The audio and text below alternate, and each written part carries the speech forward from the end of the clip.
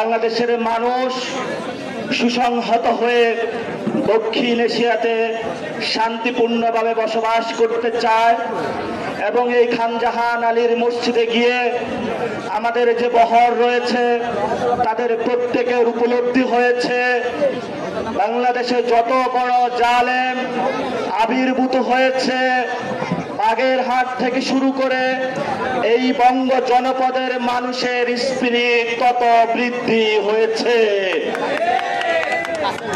আমরা শান্তিপূর্ণভাবে বাংলাদেশে বসবাস করতে চাই।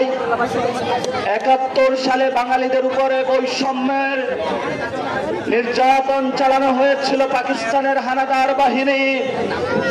২৪-এ এসে ভারতের পেটুয়া বাহিনী, ভারতের দল, আওয়ামী লীগ আমাদের মা বোন ছাত্র যুবা সবার উপর অস্ত্র তাক করেছিল, সবার উপরে খুনের বন্যা বয়েছিল।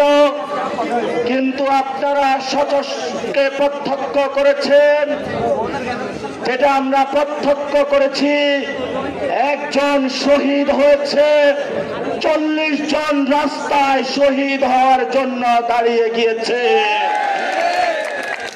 আমাদেরকে কেউ প্রতিহত করতে পারবে না বাংলাদেশে, কারণ আমাদের শিক্ষা, আমাদের সংস্কৃতি, আমাদের অর্থনীতি এমন জায়গা থেকে উৎপত্তি, যেই জায়গায় হিন্দুত্ববাদীর সংস্কৃতির বিপরীতে নতুন একটি সভ্যতার সূতিকার আমরা দক্ষিণ এশিয়াতে বিনির্মাণ করতে চাই।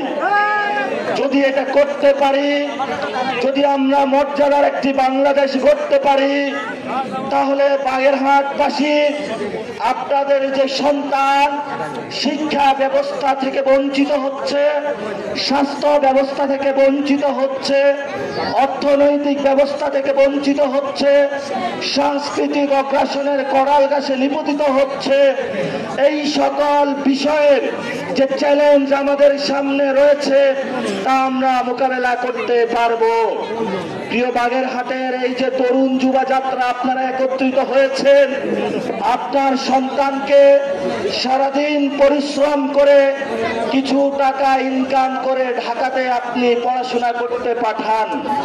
বাগেরহাটে ভালো কোনো শিক্ষা প্রতিষ্ঠান নাই, একটু ইনকাম করান, পুরো আপনার যে আয়টা রয়েছে সেটা দিয়ে বড় বিভিন্ন জায়গায় ঢাকা বিভিন্ন বিভাগীয় শহরে আপনার চিকিৎসার অর্থের জন্য সবটুকু জীবনের সম্পদ আপনার খরচ হয়ে যাচ্ছে।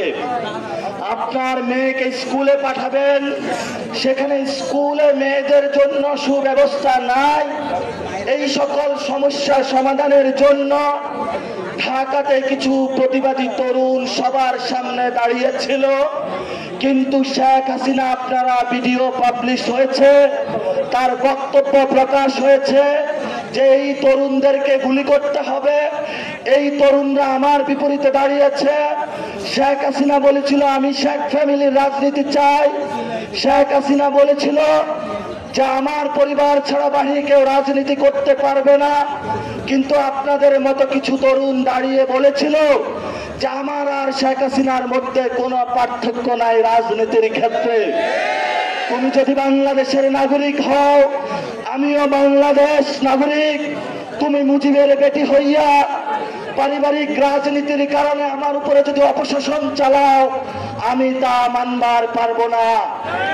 কিন্তু শেখ হাসিনা করলো কি, জনগণের উপর নির্বিচারে হত্যা করলো, গুলি চালালো, কিন্তু সারা বাংলাদেশের 18 কোটি মানুষ পঙ্গপালের ন্যায় রাস্তায় ঐক্যবদ্ধ হয়ে খান জাহান আলীর মতো বীরের বেশে যখন প্রতিবাদের সুর তুলেছিল, শেখ হাসিনা ভারতে পালাতে বাধ্য হয়েছিল।